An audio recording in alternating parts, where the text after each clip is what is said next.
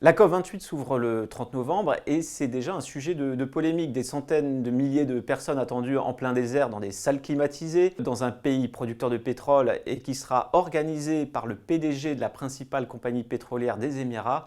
Forcément, ça déplaît aux ONG et à une partie de l'opinion. Alors le principal enjeu de cette COP, le premier enjeu, c'est d'établir un bilan des engagements des pays qui ont été pris depuis l'accord de Paris en 2015. Ces engagements ne sont pas à la hauteur puisque les politiques actuelles devraient mener vers un réchauffement de 3 degrés alors qu'il s'agit de limiter le réchauffement planétaire à 1,5 degré.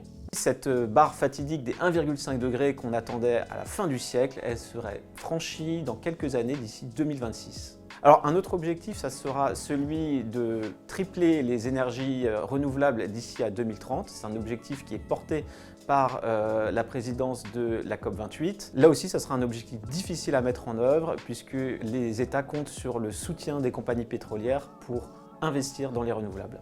Côté finances publiques, il y a deux initiatives qui sont importantes. Il y a celle qui a été annoncée pour aider les pays en développement à atténuer le réchauffement climatique. Ce sont 100 milliards d'euros par an qui avaient été annoncés par les pays du Nord. Aujourd'hui, on arrive à environ 90 milliards d'euros de promesses sous forme de prêts.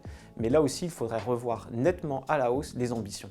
Il y a un autre fonds, c'est le fonds pertes et dommages. Cette fois-ci, il ne s'agit plus d'atténuer le risque, mais bien d'indemniser les pays pauvres pour les dégâts liés au réchauffement climatique.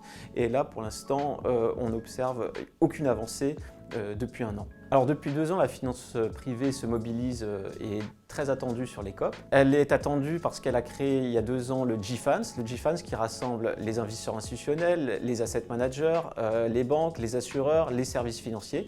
Ils ont promis d'orienter leurs capitaux vers une transition net zéro. Là aussi, pour cette COP, on attend des annonces.